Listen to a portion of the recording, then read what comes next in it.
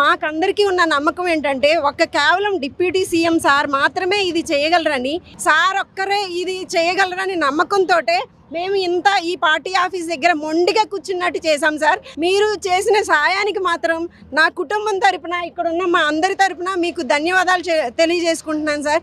Thank you sir, thank you deputy CM గారు.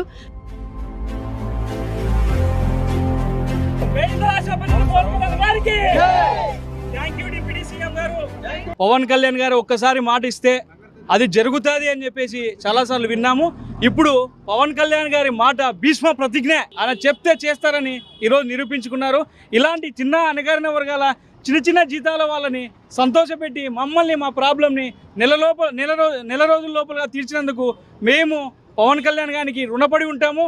ఎప్పుడు కూడా వారి అడుగుజాడలు నడుస్తామని ఇప్పుడు మేము వచ్చిన 12 జిల్లాల నుంచి అవుట్సోర్సింగ్ ఉద్యోగస్తులు ఎవరైతే జీతాలు